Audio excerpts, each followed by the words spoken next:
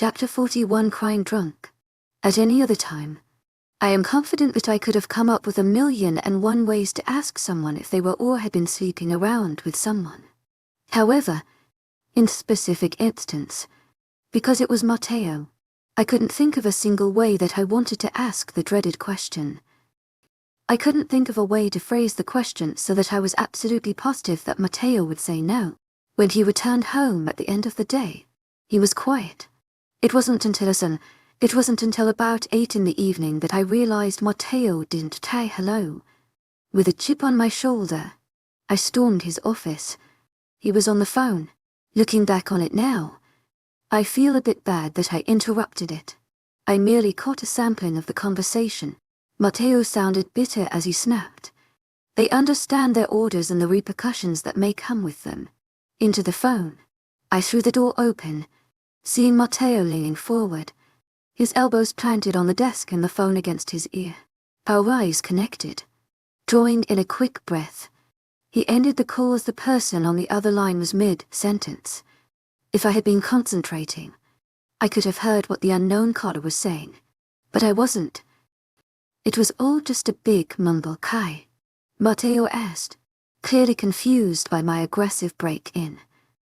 He had no idea that I witnessed his and Taylor's little interaction. We left off on good terms this morning, and that's all he knew. Stupid idiot. Hi. I snapped, clearly annoyed. Again, he looked at me with that annoying look of confusion. Hello. I could have strangled him. Are you okay? My fingers twitched. Was I okay? Yes, but you might not be in about 10 seconds.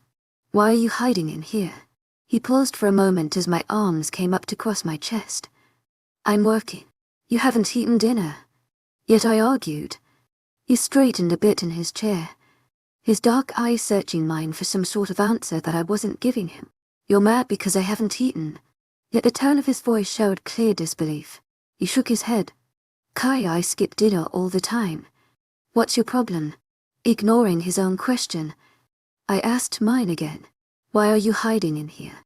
Tilting his head back to look up at the ceiling, he ran a hand through his already tousled hair. Sighing, I remained silent, waiting for some sort of answer. I was becoming so impatient after only seconds of his silence that I almost started tapping my foot like some pissed-off mother. I have to send another group over to Vindictor tomorrow, he began. He lowered his gaze back down to mine. And I don't want any other accidents like last time. It's a lot of planning, so if you're going to get pissed at me for trying to do my job, then I suggest you get out. I thought that was just the beginning of a bigger argument. I waited anxiously in our room for him to finally come in. I tried to go to bed, but that turned into a staring contest with the ceiling, and that turned to pacing in darkness. It was nearly midnight when Matteo returned. He opened the door quietly, assuming that I was asleep, but gasped when he realized I wasn't. I suppose it was a bit creepy that I was doing laps around our room without a single light on. FKKA. His hand coming up to his chest. I remained silent. I anticipated a shouting match to start, and I was waiting for him to open his dumb mouth first. Go to bed. I'll be right back. My brows furrowed together as Matteo moved away into the bathroom. Flicking on the light, he shut the door behind him and left me standing alone. Hey, I called out, following him. I'll admit it. I was a little offended. I threw open the door. He had just taken off his shirt and thrown it to the floor. His body spun around to face me. What are you doing? He started, but my attention was quickly drawn away from his words. I was focused on his glassy, red eyes. I quickly grabbed hold of his chin, pulling his face down to mine. Are you drunk? Continuing to scrutinize his features. His cheeks were flushed, the untouched olive skin under his eyes now seemed irritated, unred. No, Matteo argued. He tried to pull away from my grasp on his face, but I refused to let that happen. Taking in a deep breath, the scent of alcohol was absent. Well, your eyes, the realization hit me like a ton of bricks, and I shut my mouth faster than an activated mousetrap. The weight of guilt plopped itself onto my chest, making me shrink away. I couldn't imagine what my mate looked like with a tear-stained face, But this was close enough. I didn't like it on him. For the first time in a while, I wasn't the only one who had a difficult time sleeping. Matteo kept mumbling to himself and twitching. Thank God, he didn't toss and turn. His arms were wrapped around me like a roller coaster seatbelt. If he rolled in any way, I would have gone with him. Never in all of our time together had Matteo ever held me that tightly. At one point, I tried to pull away for the smallest breath of fresh air and almost lost an arm in the process. It was around 4 in the morning when Matteo woke up. I had just started to fall asleep. So to say that I was annoyed when he pulled away from me was a bit of an understatement. I cursed his bladder as he moped into our bathroom. However, I should have been thankful. As soon as I was able to reposition myself in the bed to where I was actually comfortable, I totally passed out. About 3 hours later, I woke up, still alone. Either Matteo was having some urinary troubles, or he jumped ship. I grunted tiredly. After about 3 minutes of silence and shouting Matteo's name in 7 different ways, I came to the conclusion that Matteo was no longer in our room. With one final groan, I rolled out of bed, got ready for what I assumed was going to be another stupid day, and moped downstairs. The pack house at 7 me's a very different vibe from the pack house at 11. At 11, everyone is pretty much out and about all wrapped up in their own lives. However, at the crack of 1 o'clock, the halls were buzzing with people, and the kitchen had way more mouths to feed. To my agent extraordinaire, Madeleine Nilben, heartfelt thanks for your unfailing patience, enthusiasm. I grumbled to the 27 awkward, Luna, nods that is supposed to count as a good morning and a hello, Andy, please don't have the apple inch us. Taking a seat at the table, I snatched an apple from the fruit bowl in the center. I was still half asleep, so the nervous glances from the pack members around me were easy to ignore. Another side effect from running on 3 hours of sleep was that it took me an hour and a half to eat my apple. By the time I hit core, I was slumped over the table, the left side of my face squished to its surface. I need him in this house. If he's not here, standing in front of me in the next 10 minutes, I'll drag him in here with the claw marks in his neck to prove it. I should have grimaced at the idea of anyone having to endure the excruciating pain of claws digging into the flesh of their neck. However, I found myself more excited from the sound of the voice, leaving the meaning behind it with little importance to me. Pushing myself up from the table, the chair screeched under the weight of my body. At some point, he must have come back into the pack house through a side entrance or possibly in the back. I was tired, but there was no way I would have missed his massive from entering through the front door. I wasn't nearly that dumb. As I made my way into the hallway, I could see the retreating form of my mate. I could have swooned and potentially started drooling at the way the muscles in his back flexed effortlessly through the black material of his t-shirt. It was definitely not the time for that.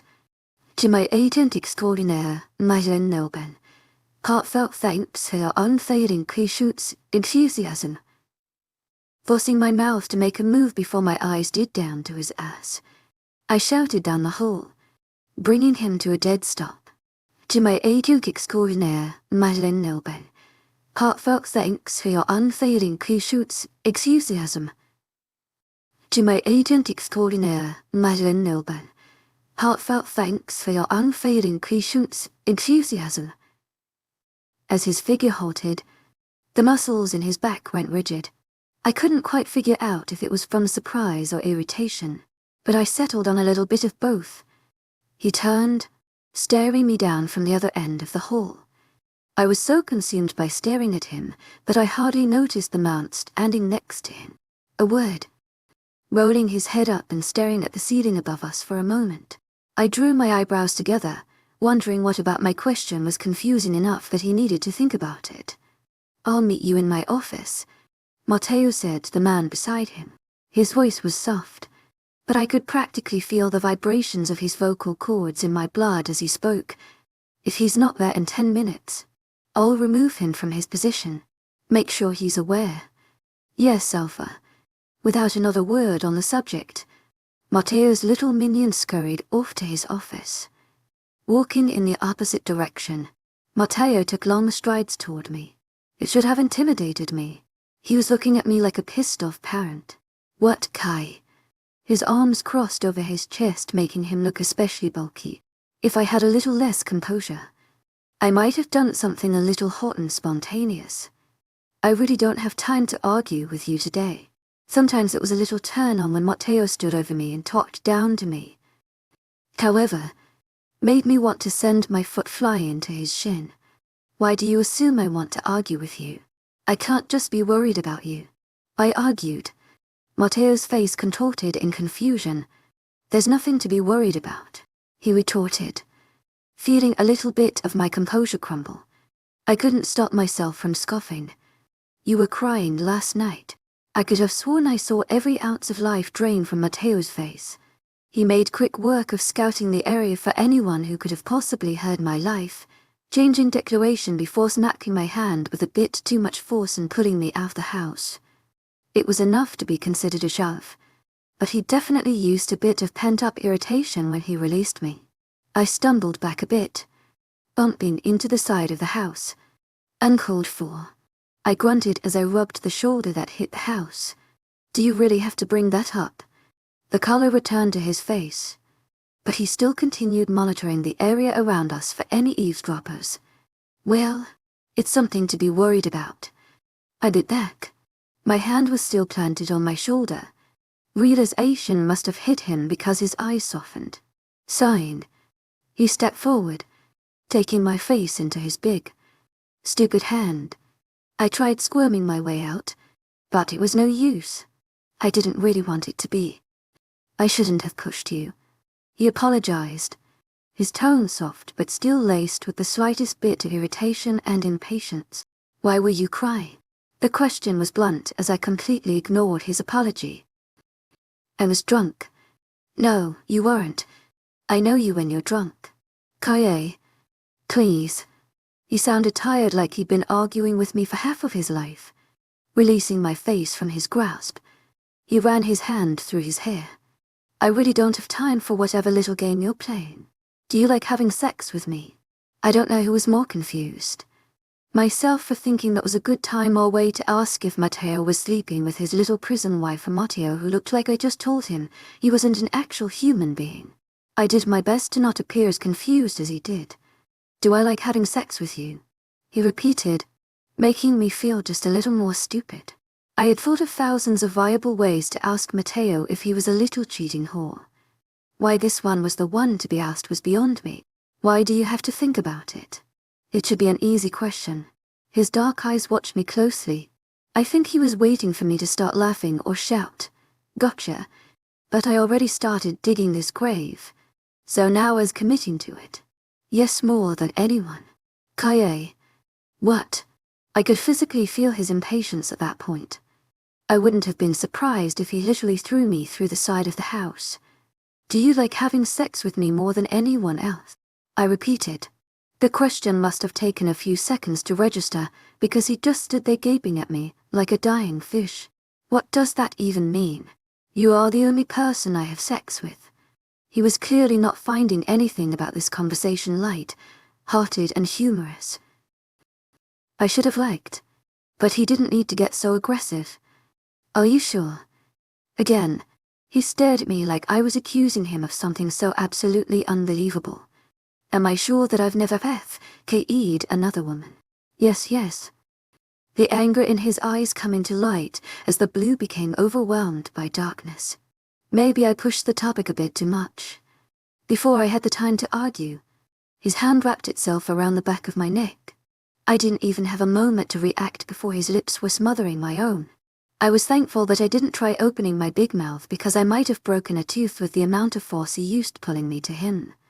Nevertheless, I melted into him for the few seconds that our lips met, ending the euphoric moment before it really even began. He pulled away. His eyes were no longer absorbed by the darkness. A pair of beautiful blue orbs stared into my own. "Kaye, listen to me when I say this. There is not a single soul that I put above yours, not even my own. I just No, he said, stopping me before I could ruin the almost nice moment. I don't know what thing you've imagined that I've done, but if it in any way involves you or unhappy, get it out of your king head. Is that understood? A cold feeling flooded the warmth in my veins. I wanted to believe what he was saying. I wanted to so badly that I just shut my mouth and nodded. Good. He kissed my lips once more and walked into the house, leaving me standing alone. I don't know what thing you've imagined that I've done, but if it in any way involves you or unhappy, get it out of your king head. Anyone could say that. It wasn't difficult for people to say things they didn't mean. Matteo wasn't a liar. To my agent extraordinaire, Madeleine Nilben, heartfelt thanks for your unfailing patience, enthusiasm. And I had a difficult time believing that he would lie to me about my own safety and happiness. In my heart, I could imagine every person lying to me, but I could never see Matteo doing it with so little difficulty. This was a man that I questioned whether or not he even had his first kiss before me. Regardless, I was still unaware of the context behind his and Taylor's conversation, and it settled in my stomach like battery acid. Matteo.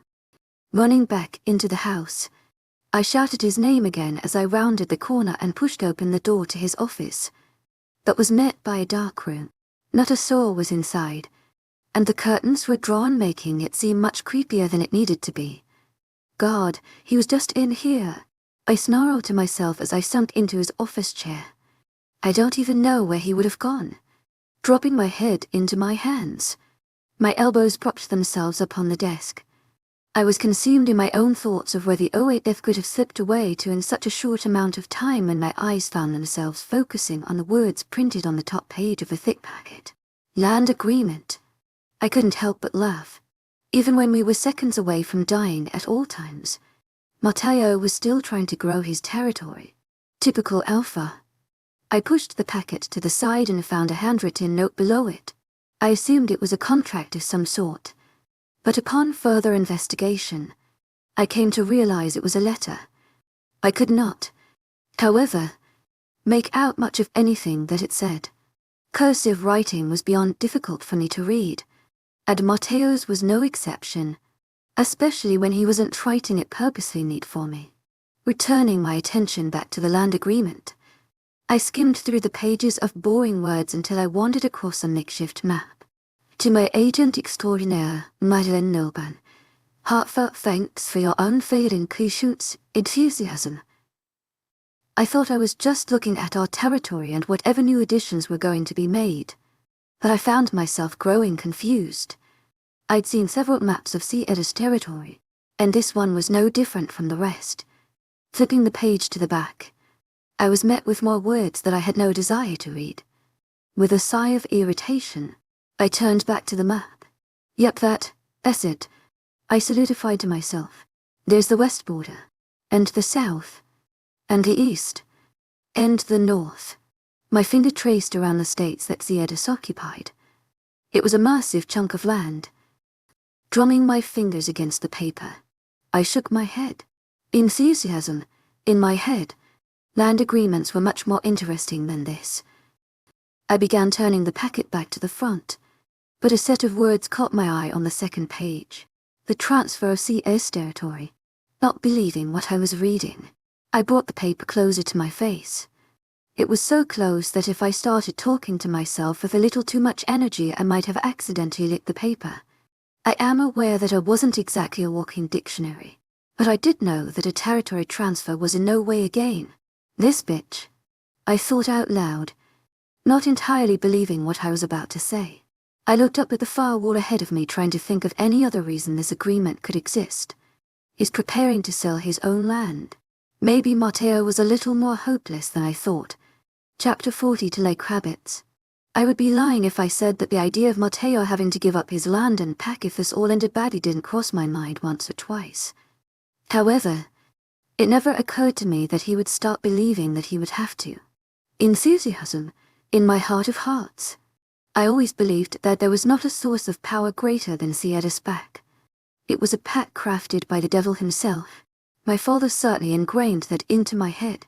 He never taught me how to do basic multiplication, but he made damn sure that I never stepped over a sea at his border. That was enough to forever leave the impression that not even could the world coming to an end obliterate the power and legacy that Matteo's family had created. It made me physically ill to know that I might be the sole reason that it would have to all be handed over to Adrian if he successfully removed Matteo and me from all future equations. I wanted to burn the whole thing. I wanted to absolutely destroy it. Take all 17 pages, staple together, and chew it apart like a dog. Anything just so I wouldn't have to think about Matteo rolling in his grave knowing that he had to pre-sign those papers. This pack was his absolute pride and joy. Well, what little bit of joy he was able to muster every once in a while. It brought me to a new level of brokenness thinking about that being ripped away from him. Was there a way around it? Sure. I could have gotten pregnant months ago and had an heir lined up to take over when we both end up with more blood surrounding our bodies than in them. Was it still possible to organize that plan? Sure, but the chances of me staying alive for more than another 2 months were slim at this point. I didn't want to spend my last few months round. I always found that little part of pack life fun. Coward and alpha eyes. The pack is then placed in the hands of the next alpha in line. If there isn't an heir to succeed the alpha, the pack is then handed down to the beta. If there isn't a beta, then to the gamma, and so on. However, in the case that an alpha's life is taken by another alpha, and only another alpha, then the pack is given to the victor. A year ago, I believed it was a beautiful thing. Now I wish I could curb stomp whatever dim-witted alpha decided to make that rule. Very rogue of them to declare that a murderer should receive a reward. I made a last-minute decision to take the land agreement, and a last-second decision to take the indisfibrate note under it. As well, I wasn't sure if they went together, but I had a gut feeling that they did. Why'd I take it? I don't know. To buy time. To my agent extraordinaire, Madeline Noble. Heartfelt thanks for your unfading patience, enthusiasm. It made sense. So I folded up the thick wad of paper and shoved it in the back pocket of my jeans. It wasn't hidden whatsoever. But who was going to question me? I would figure out something to do with it before Matteo came back. So I wasn't worried about it. I didn't stay in Matteo's office. It was too dark in there, and I wasn't just referring to the closed curtains that blocked out any sunlight. I didn't have to sit in that office with Matteo to know that he had to make a lot of difficult decisions in there recently. No wonder he was crying, and I was the bitch trying to force it out of him. I found my way back into the kitchen. I had to have gained nearly 10 pounds over the past month, and none of it went to my ass. Stress eating may just be my only weakness. Do we seriously have no milk? I shouted angrily as I pushed a second carton of orange juice to the far side of the shelf. After another minute of moving the same 3 jugs, I gave up on making a bowl of cereal. I can't have anything nice around here. I grumbled, pulling a Pop-Tart of the cabinet. They were my favorite snack. The insides were too sweet, so I only ate the crust on the outside. It was more of a chore to eat them than it was a luxury, but I was hungry and didn't feel like finding someone in the house to teach me how to work the stove again. You have everything nice around here. Daniela chimed in. I didn't expect her to find her way into my conversation, but I wasn't surprised that she did. Honestly, I was a little bit happy she did. I did more talking to myself these days than with other people. It was a little concerning. I don't even have a phone. I'm still stealing Matteo's to play games when he's in the shower. I complained, popping a piece of Pop-Tart crust into my mouth. Daniela rolled her eyes and walked over to fridge. We don't have any milk. Yeah, and we don't have any sippy cups here. To my agent extraordinaire, Madeline Noble. Heartfelt thanks for your unfailing patience, enthusiasm. She pulled a bottle of water out and twisted it open. I scowled as she drank it. I meant for cereal. I did handing. I wanted to ask her for a water but figured she would launch it at my head. I wasn't in the mood to murder her today. What are you doing here? To my agent extraordinaire, Madeline Noble. Heartfelt thanks for your unfailing patience, enthusiasm. Shouldn't you be helping with Matteo's little escapade into Vindictor today? Donnie leaned against the now closed fridge, swirling the half-drunk water in the bottle. He still has me assigned to you. I thought we were over that. Yeah. Well, no one seems to do a good enough job at babysitting you. So he stuck me back on duty. Go figure. I thought to myself. I couldn't deny. To my agent extraordinaire, Madeleine, heartfelt thanks for your unfailing patience, enthusiasm. That a little bit of me was happy that Dan was back to being my bodyguard babysitter. She wasn't nearly as nice to be around as Jack was, but she didn't see me as an almighty alpha like every other person Matteo assigned me to. So you're back to following me around again, I concluded, trying to split the back half of my Pop-Tart away from the front. If I had a knife, it would have been much easier. Yeah, supposed to be. His orders were, do not under any circumstances let her out of your sight. But I think hearing distance is just fine, she clarified, setting my mutilated Pop-Tart on its wrapper. I leaned back in my chair.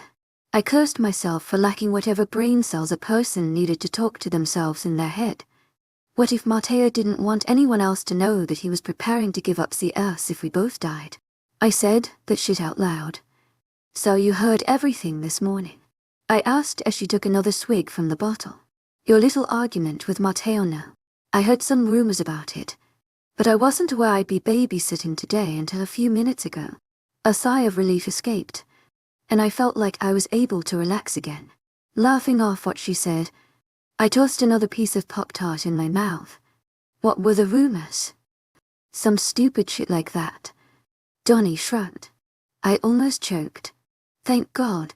She didn't seem to believe it for a second. She took one final drink, finishing what was in the bottle, and then crushed it. I think the pack is bored today. Probably. There's never anything to do around here. I whined, doing my best to jump to a different topic. I'm sure Matteo would absolutely deck me if he found out people heard what I said about him crying. Ignoring me, Donnie pulled her phone out of her back pocket and started tapping wildly on the screen. It was impressive how quickly her thumbs moved. Well, I only slept for like 3 hours last night, Soha. Fun night. She didn't look up from her phone, but I'm sure if she did, her eyes would be taunting me. No, I honestly wish that was the case. Shame, if I were the two of you, I'd be screwing like rabbits. Never know when it could be your last. I bit my lip, a little annoyed that she had to bring it up like that. A valid point, but not really one I wanted to think about while I was having my first afternoon snack. Thanks. Done, I replied boredly. I'm gonna go take a nap. Getting up from the table, I crumpled the wrapper and whatever salvageable pieces of Pop-Tart were left and threw them in the trash. To my agent extraordinaire, Madeleine, heartfelt thanks for your unfailing patience, enthusiasm. Just keep the door open. Yeah, sure, whatever. Matteo. There were very few points in my life where I felt unsure of what the outcome of my actions could be. The first time it happened was after my mother died. I'd grown to have a bad temper and terrible way of dealing with it. I don't remember the context of the incident, but I had just turned 8. I was old enough to know what I was doing but still too young to know the extent of it. The kid's name, I couldn't remember it if I tried. However, the dark brown eyes that begged me to release the unrelenting grip I had around his neck was a memory forever burned into my brain. I knew what I had done, but I didn't realize he wasn't going to wake back up. I was terrified as minutes passed, and the color in his face seemed to drain like water. I was very stupid back then. Fear was the only emotion that overcame me as sobs racked my body.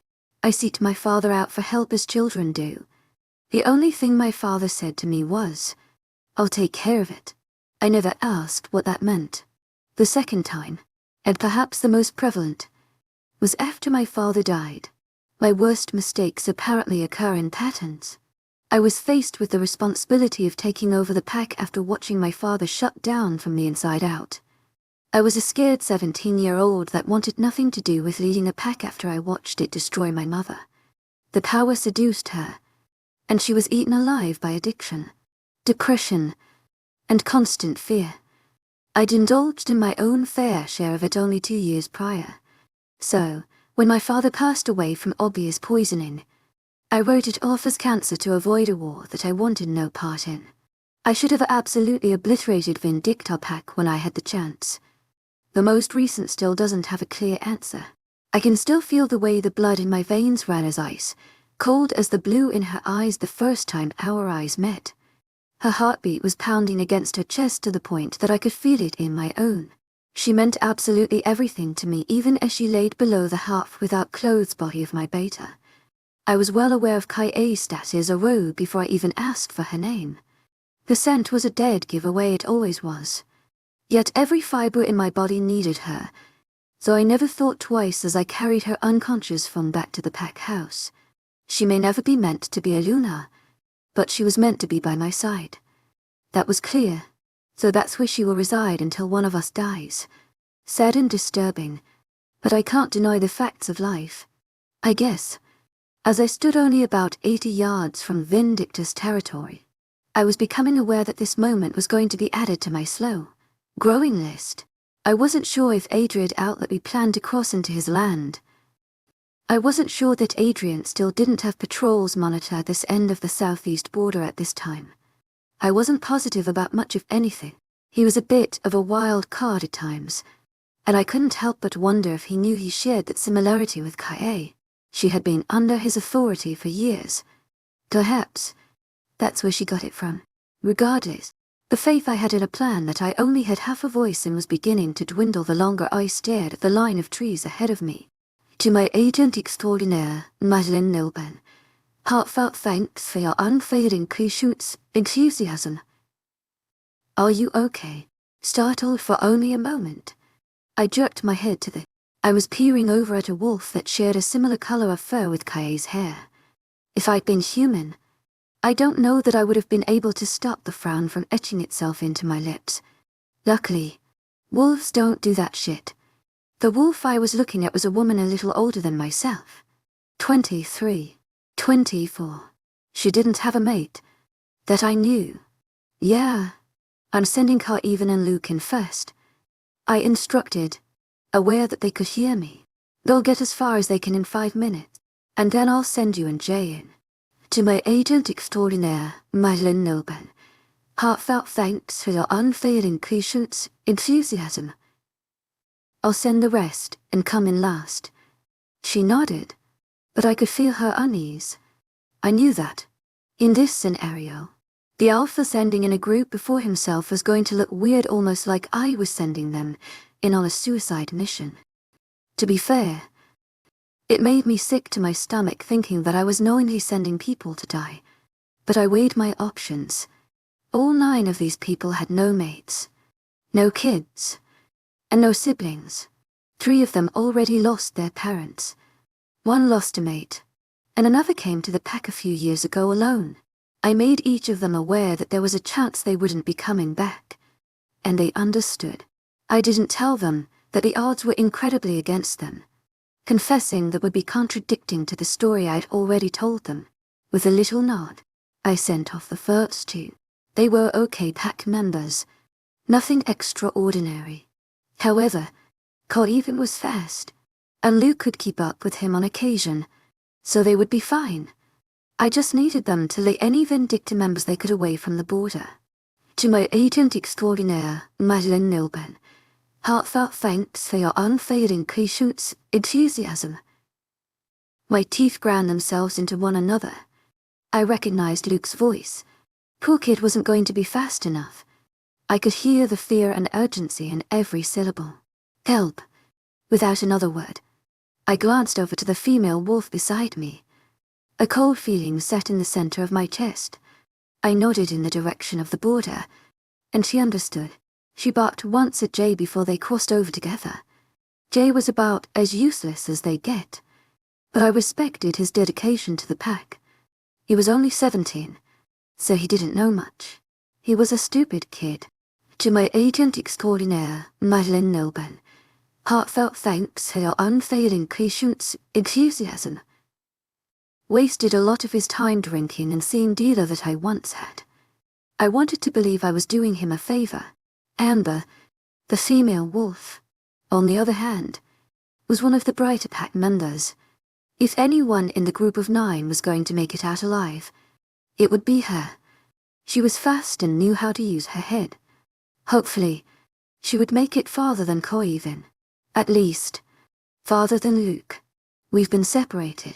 I don't know where Luke is. I was not the kind of alpha to sit back and watch as pack members fought my battles. It was a hard title to give up. My pack may not ever be aware or even the world, but I would have to live with this moment until I die. I shook Coiven's words out of my head before they started to give me a headache. As minutes passed that felt like hours, I felt a foreign feeling wash over me. I couldn't seem to focus on the world around me because I was so focused thinking about what I couldn't see. I tried to convince myself that a few lives lost were better than hundreds, but for me it wasn't. I had never been the alpha who had to make these kinds of decisions. It had been decades ago that anyone had the strength to challenge the Edith, far before I was alpha, but now I was stuck between a rock and a king hard place. My pack and my mate, a family of people that couldn't live without me and a woman who I couldn't live without. Send help. Coiven pleaded to me through our link. I don't know how some alphas do this. The rest of you head in. I'll follow behind and meet you at the end. Coiven and Luke are already there. Yes, alpha. They responded in unison. It made me bitter to know that was probably the last time they'd ever say it. The 5 of them could do some absolute damage. They weren't as young as Jay, but they weren't as old as Amber. They were in that dangerous middle ground of having so much strength, speed, and power that they didn't know what to do with it. Without my guidance, they were ultimately screwed, but they would do a great deal of damage, which is what we had planned. Their paws hit the dirt like thunder as they raced over Vindicta's border, leaving me to stand alone on unclaimed territory on the other side.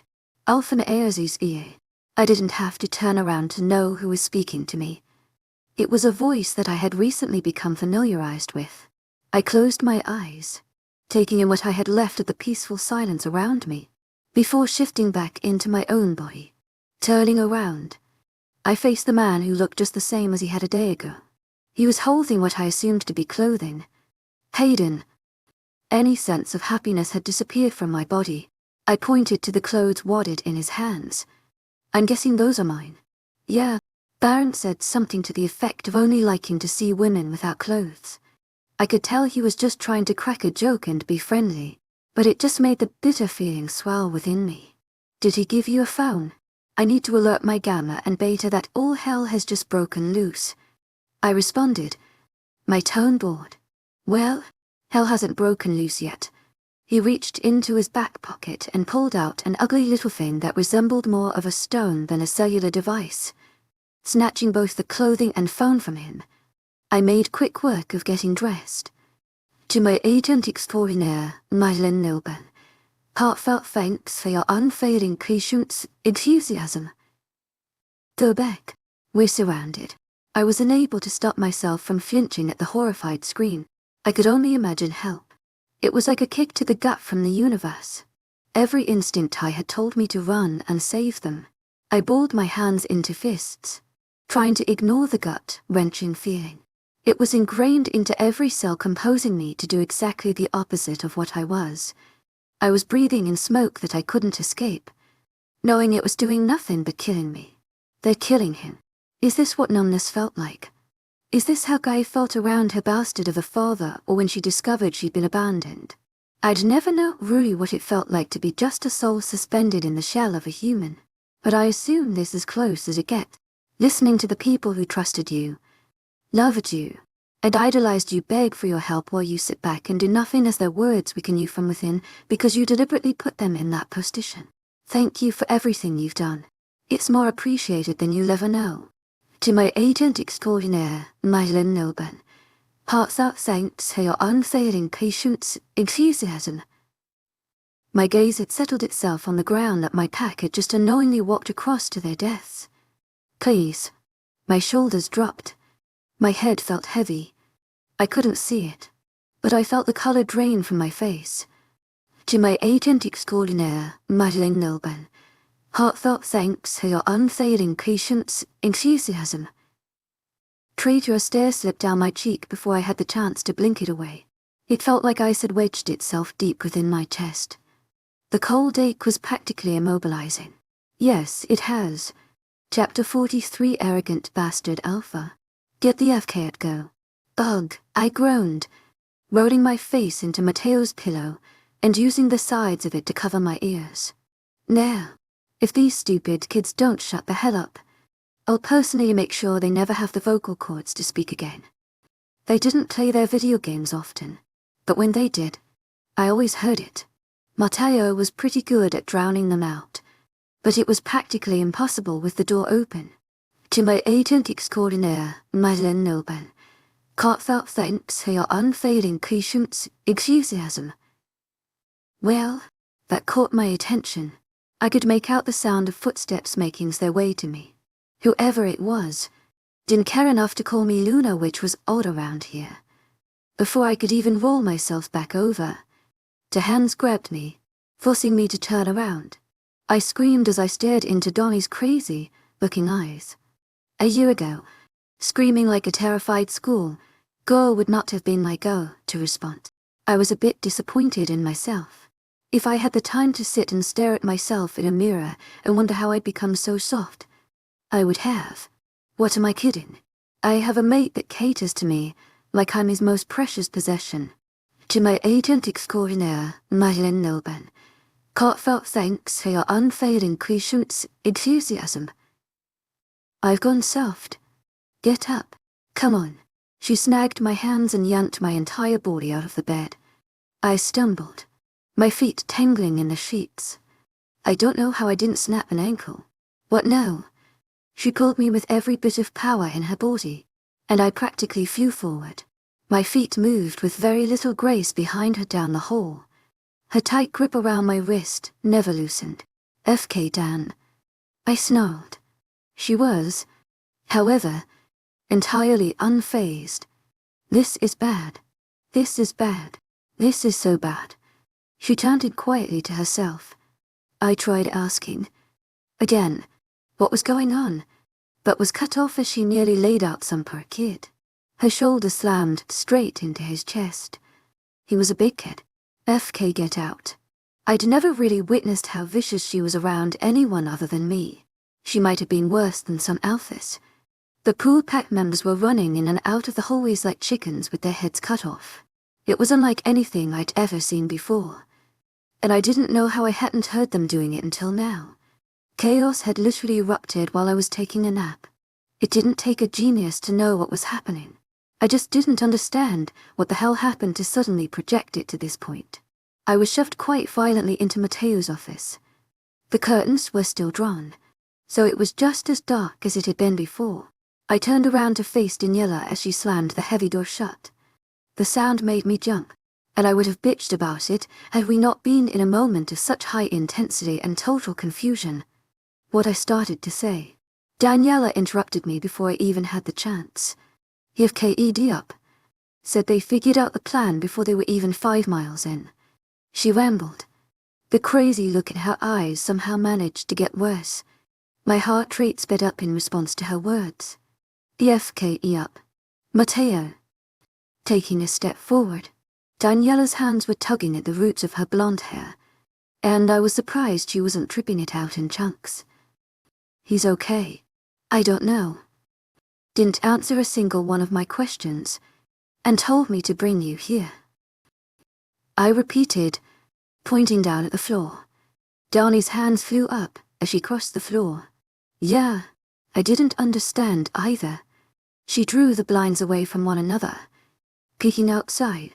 Well, where do you think I should be? Kaye, I can't tell you that. I was ordered to bring you here.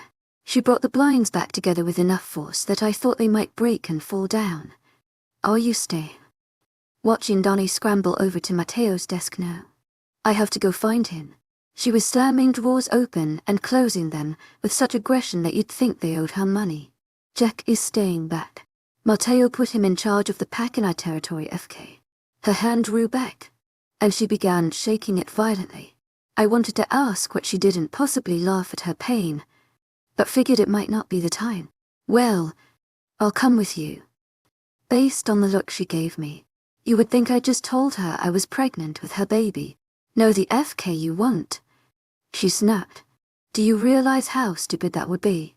You'd be walking right into their hands. What am I supposed to do here? I felt like a kid again, being yelled at by my father for not understanding how to do simple tasks that he didn't care enough to teach me. And if you see anything come too close to the house, call Jack. Her rummaging proved to be victorious. She sighed, pulling out a handgun. When the hell did that get in there? That has to be the worst plan I'd ever heard. Hide in Matteo's office until I literally see someone outside. What kind of suicide mission was that? It's the order I received. So just shut up and do it. You're in a packed house located in the center of our territory. Hopefully, they won't make it in this far. Popping open the cylinder to see how many bullets were inside. To my agent extraordinaire, Madeleine Nelban, heartfelt thanks for your unfailing patience, enthusiasm. Seriously, she laid the gun down on the desk and started walking back over to the door. But Kaye, she interrupted. Her brown eyes bored into mine in a pleading way. I gulped, my mouth not having the strength to say, I'm going to have King die in here. Donnie's hand latched onto the doorknob, opening the door. Just listen to your alpha. This doesn't make sense. I should be running, I argued. Donnie's face fell. It was obvious she felt the same way. Let's hope Matteo knows what he's talking about. To my agent extraordinaire, Madeleine Nelban, heartfelt thanks for your unfailing patience, enthusiasm. She didn't stay to let me argue anymore. The echo of the door slamming shut haunted me as I stared at the spot Daniela had just stood. Did she really just leave me here to die? I suppose the correct question was, did Matteo just leave me here to die? Did he not realize I wasn't really this kind of wolf? I was a cause-have-a-control kind of girl. I never stayed behind to actually see the damage. I definitely didn't stay behind to fight whoever was coming for me. But here I am, sitting in Matteo's office like bait. Maybe that's all I was. Bait. Oh, what a way to go. I had a hard time believing Matteo would plan my demise like that. It would just be rude and not very loving. How could I deny it? To my agent extraordinaire, Madeleine Nelban, heartfelt thanks for your unfailing patience, enthusiasm. Every person in the house was being ordered to evacuate, and I was told to sit, look pretty, and call Jack when I saw Adrian's little minions get too close. How was that not a setup? FK. I wanted to punch Matteo so many times for putting me in this predicament. I should run. I told myself. There's no way that I shouldn't. But then again, this is what Matteo said to do. He was never wrong. If I had the track record that he did, I'd be a saint and a free woman. So, maybe I should just stay put. I stared up at the ceiling, hoping for it to maybe fall on me and crush me to nothing but a puddle of my own blood and piss. Anything. No response. Not that I was surprised. I couldn't come up with any good reasons why Matteo would want me here of all places. I wasn't much of a protector, especially when I didn't know what I was supposed to be protecting. Quite honestly, if someone barged in here and started demanding paperwork and other random possessions, I would gladly hand them over. So, making me his fearless knight in shining armor wasn't his greatest plan. Perhaps he had more faith in me than he should. Tragic. Am I really about to just sit in here? I asked the ceiling. Again. No response. I'm going to die. Sighing, I walked over to the window and pulled the blinds apart. People were booking it in all different directions. To be completely honest, I had no idea if everyone outside was a CEDIS member. I cursed myself for not paying better attention over the past several months. I just hoped the wolves could decipher who was who. I backed away from the window. It probably wasn't the best hiding spot. A lot of people enjoy hiding in plain sight, but I believe there wasn't a worse way to play mouse. Grabbing the gun off of Matteo's desk, I crouched below its structure. I could still see through the window, though I felt the slightest bit successful. I can't even believe I'm doing this, I muttered, cradling the handgun like a precious gem. I'm not sure how long I sat there, my eyes glued to the view on the other side of the window. Enough time had passed, however, that there were no longer masses of people and wolves running rampant through the yard. It brought the smallest sense of peace to me knowing that, most likely, whoever approached the house at this point was coming to absolutely destroy me. It made it a much simpler task for me to worry about. I shifted my gaze down to the heavy chunk of metal in my hands. I'd only ever fired a gun twice. The thought crossed my mind to tell Daniela that I had no idea what I was doing with it. I'm sure she wouldn't have helped. To my agent extraordinaire, Madeleine Nobel, heartfelt thanks for your unfailing patience, enthusiasm. If someone did come in, I wasn't sure that I would actually fire the gun. Maybe just throw it at them and hope it hit them somewhere it would count. It wouldn't kill them, but I didn't need a gun to do that. I had hands for a reason. To my agent extraordinaire, Madeleine Nobel, heartfelt thanks for your unfailing patience, enthusiasm.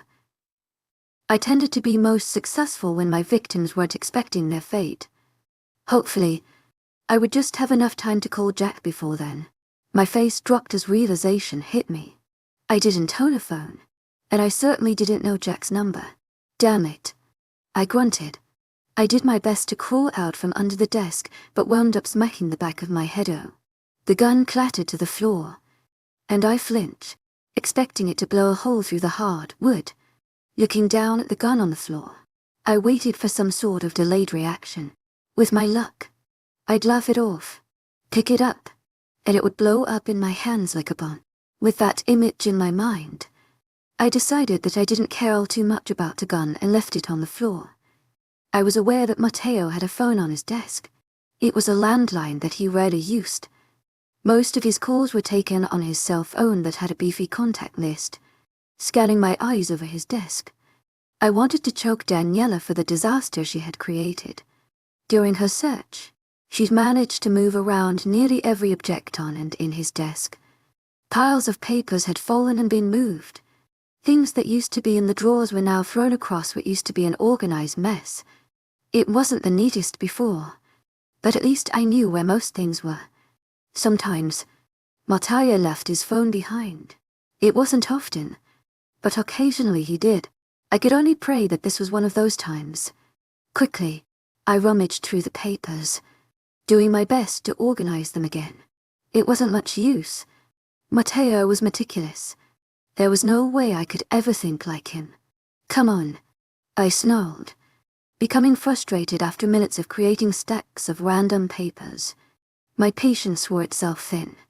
Before long, I'd begun pushing the papers and other useless objects off of Matteo's desk. Amid my reign of terror, I sideswiped a small accumulation of what looked to be bills. My jaw dropped as I watched Matteo's iPhone soar across the room and smack onto the floor. I could practically hear Matteo telling me, "Do not drop that phone." "Oops," I said sheepishly.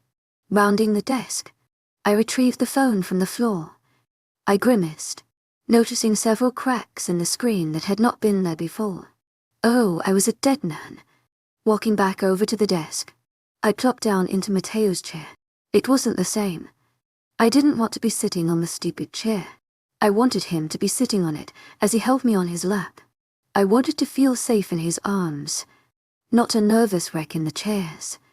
Unlocking the phone, I got to work searching for Jack's contact. There wasn't anything wrong with preparing. If I saw someone, the contact would already pulled up. It was a genius idea. In my opinion, my plan, however, was flawed because I could not for the life of me find Matteo's contact. Doing the next best option, I went into Matteo's messages. Jack's name was the third conversation down. I clicked on it, fully intending on just having it there at the ready, but I was quickly consumed by the last of their conversation. "Jack 11:30 for Ram, have you thought about it?" "Yay, I'll send them over tomorrow. Early afternoon. I need a time. When are you actually going to follow through? Can't choose to be a hero last minute. Yes, bring me my papers, you'll get them when she's safe." I already said that. To my agent extraordinaire, Madeleine Nobel, heartfelt thanks for your unfailing patience, enthusiasm. Dubbed Alpha. To my agent extraordinaire, wildest, heartfelt thanks for your unfailing patience, enthusiasm. I asked no one in particular. I shook my head in disbelief. Jack was certainly not an alpha, and I could not fathom him ever taunting Matteo with something like his title. Rereading through the messages, I found myself focusing on one sentence: bring me my papers. Bring me my papers. Bring me my papers. I whispered so quietly that I hardly hear myself. It was as if a light switch had been flipped in my brain. Without another thought, my hand slapped down on my butt. Upon contact, my ears were met by the dense sound of my hand connecting with the thick wad of paper still folded up in my back pocket. I made little time of pulling out the now wrinkled and documents, unfolding them with the delicate care of a 3-year-old. I accidentally tore a page, causing me to curse under my breath. My eyes, once again, scanned over the words on the front page. Then, the second, then, the third, and so on. My frustration was building the longer I read over the sentences. Reading still was not my strong suit, and I cursed myself for finding math a more enjoyable topic of study. I did the best I could to make out whatever phrases I could. Where is it? I screamed triumphantly, my eyes narrowing on the name of an alpha on page 14. I looked up from the document, not sure if I was processing the entirety of the situation correctly. My eyes connected with the world outside through the window, and I was tempted to run my head through it. If this was all some messed up dream, that would surely wake me up.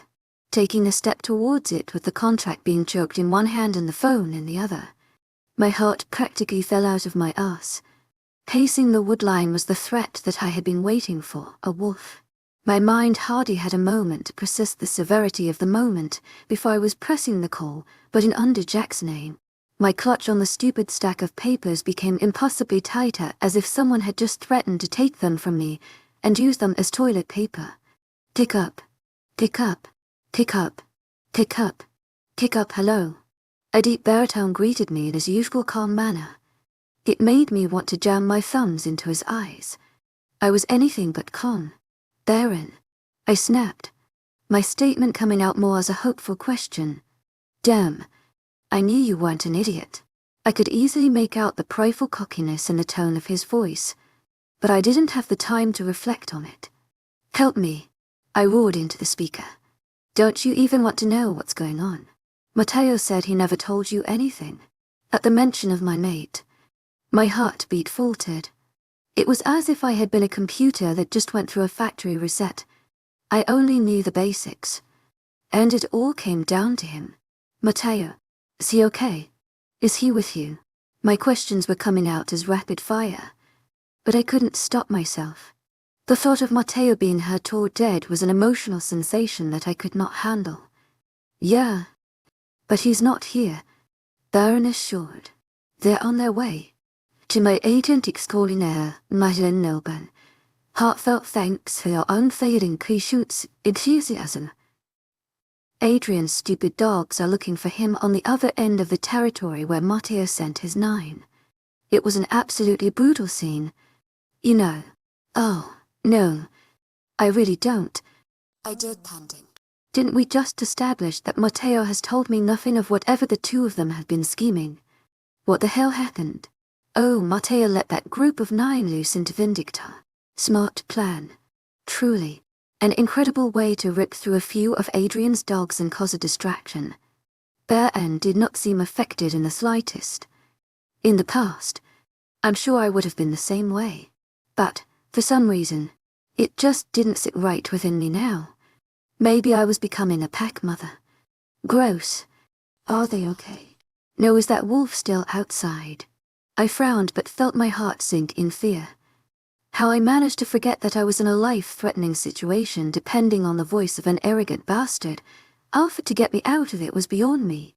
Maybe my dad was right when he always said I was a little bit dense. Oh my God.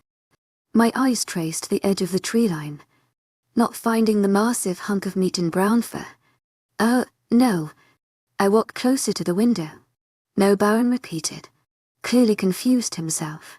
It then became clear to me that the wolf was no longer by the woodline because it was now pacing below the window. Okay, yep. Should I shoot it? I rambled, already turning on my heel to retrieve the gun. No, God. Kaye, why would you do that? Taylor's going to help you. I came to a complete stop in my tracks. If there was a back button for stations, I would have pressed it, not trusting that I heard him correctly through the phone. That's Taylor. How did she get out here? Irrelevant. Is there a liquor cabinet in Matteo's office?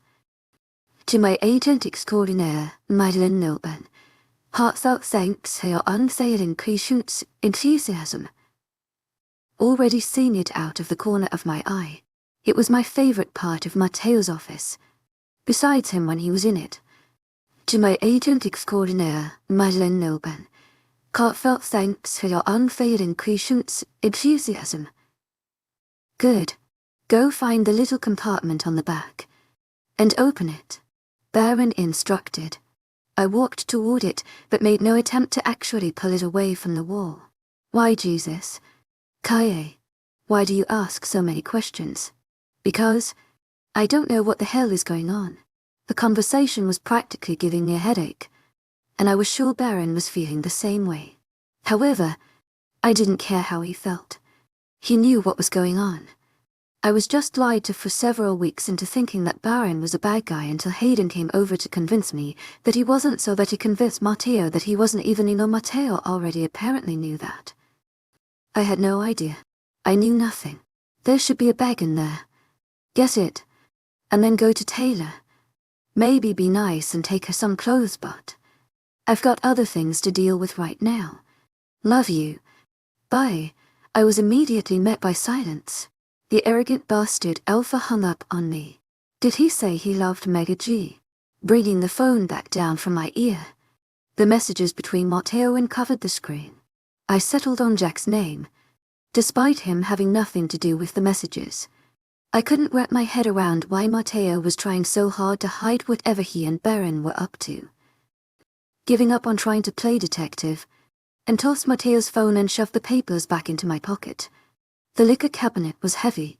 I tried to carefully pull it away from the wall, but after one bottle of whiskey took a trek, here was tumbled to the floor, shattering into thousands of little pieces.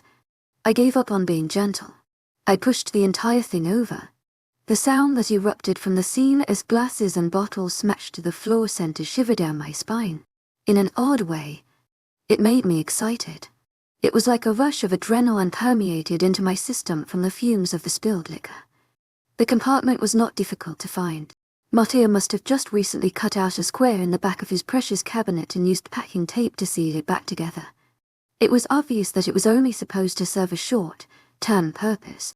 It was also obvious that my mate was not an engineer nor a carpenter. I ripped the purely taped panel off, revealing the bag squished into the small space. Pulling it out, it was a satchel of sorts, which took me by surprise because I had imagined it to be a book bag.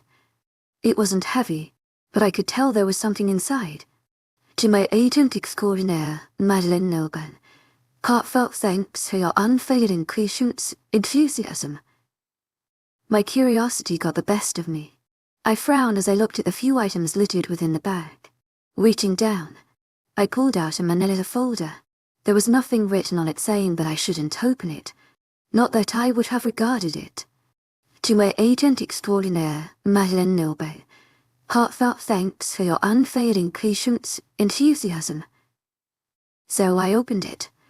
I was surprised to see what was inside, but not utterly flabbergasted because I had already had the opportunity to see it before. They were the documents I saw on Matteo's desk a few weeks ago. The ones with my face and information but a different name. There were other additional documents accompanying them. To my agent extraordinaire, Madeleine Milburn, heartfelt thanks for your unfailing patience, enthusiasm. I pulled out an identification card for me with the name Elias Gentry, but that was not the only one. There were also an id with the name Taylor Verada. It didn't take a genius to understand the purpose of the documents and to fake it. I just couldn't wrap my head around it actually being the truth.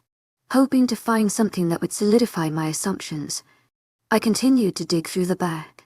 Paper clipped together. I pulled out 2 pieces of paper. It made my heart drop. They were tickets. Plane tickets. Train tickets with my name and Taylor's. I could have thrown up, and I hated how honest that statement was. Why, it made me sick to think Matteo and Baron would organize an escape plan for me had a complicated sort of answer. The thought of being safe and able to run brought me comfort. It was one of the only defense mechanisms I knew, and it was a strategy that I wanted to undertake from the beginning. Nevertheless, I only wanted to run and hide with Matteo by my side. By the looks of it, Matteo wasn't going to be coming with me. That made me want to sob like a child. I wasn't sure what Matteo's plan was, but it terrified me to think that he may never speak to me, or hold me, or kiss me, or do whatever the FK he wants to do with me again. With an ache in my chest, I shoved the papers back into the bag. I was aware that I wasn't entirely in the clear yet, so I was still operating on a time limit. It only took 1 wolf from Vindictor to enter our territory, slaughter Taylor, and then I'd be stranded with no idea what to do. To my agent extraordinaire, Madeleine Noban, heartfelt thanks for your unfailing patience, enthusiasm. I made quick work of leaving to office, snatching whatever clothes I could for my wolfie, Saviour, and going outside to meet her. She was still pacing when I rounded the corner of the house, yet her eyes were quick to find me. As soon as they did, she shifted back into her human form. A smirk graced her features, and I couldn't hide the smile from mine. It wasn't easy to ignore the painful, nagging feeling in the back of my mind, but Matteo could and was most likely in danger, but knowing there was a plan other than just sheer luck to get me out of this mess was giving me a little bit of happy-go-lucky feelings. I was getting really worried that this was going to flop, Taylor admitted as she took the clothes from my hands and began putting them on. So, you know the whole plan. Hopeful that she would be able to explain what the hell was going on. Tugging on a pair of jeans, she shrugged. I know enough. My brows furrowed, and my eyes narrowed. Yeah, she asserted, tugging the shirt over her head. You got the keys. To my agent extraordinaire, Madeleine Noban, heartfelt thanks for your unfailing patience, enthusiasm. I wasn't ready to move on from her saying she knew enough quite yet. Yeah. She snatched the bag from me. She gave it a little shake and smiled when she heard the quiet jingle of keys. Did you think we were walking? She was laughing, trying to be light-hearted, but my mood had quickly drained to nothing but terror. No, I knew we weren't going to be walking. We were taking a plane. I guess we head to the airport somehow,